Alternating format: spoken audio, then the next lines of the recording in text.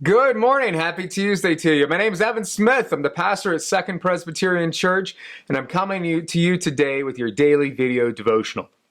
Today, we're actually going to look at the exact same passage we just looked at in the book of Colossians yesterday. And why? Because it's awesome. It's such a good passage, so many things to say, and I just went and done with it. And rather than give you a 10-minute devotional yesterday, I just said, you know what? I'm going to be clever, and I'm going to talk about it for 2 days. And so that's what's happening here. So here again, this word from Colossians chapter 3, verses 5 through 11. Put to death, therefore, whatever in you is earthly, fornication, impurity, passion, evil desire, and greed, which is idolatry. On account of these, the wrath of God is coming on those who are disobedient. These are the ways you also once followed when you were living that life. But now you must get rid of all such things: anger, wrath, malice, slander, and abusive language from your mouth. Do not lie to one another, seeing that you have stripped off the old self with its practices, and have clothed yourself with the new self, which is being renewed in knowledge according to the image of its creator.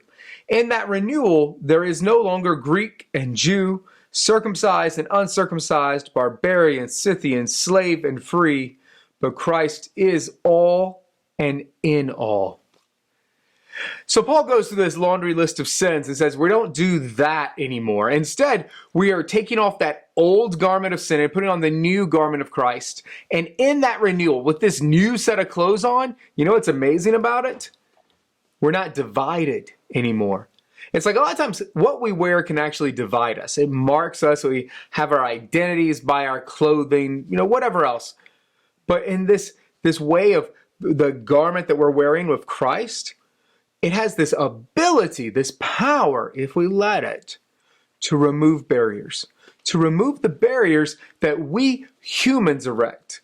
To the point there's no longer Jew or Gentile, barbarian, Scythian, slave, or free. All those labels that meant something to them, but maybe what we would say is there's no longer black or white. There's no longer American or Mexican.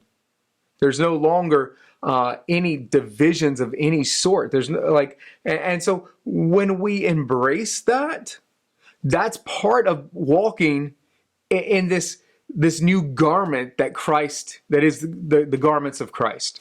And it's something that I really think in this time, with these challenging times, we should focus on.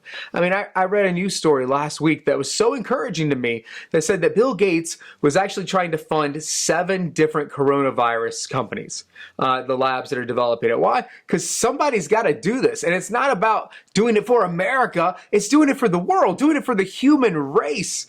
And so all those things that divide us, I think those are some of the last things that we want to let go of as people of faith. Like, we can see the harm of holding on to malice and anger and greed, which Paul says is really just idolatry. We see the harm in that. And yet we embrace a lot of times the things that we might say, oh, that's my culture, that's my nation, that's part of being the people group like this. We let those things divide us when what wearing the garments of Christ would do, if we let it, is get rid of all those barriers, get rid of all those things so that we could be one as Jesus and the Father are one. I mean, that was Jesus' prayer for us as recorded in the Gospel of John. And so today I really want to challenge you to think about what things do we still allow to divide us?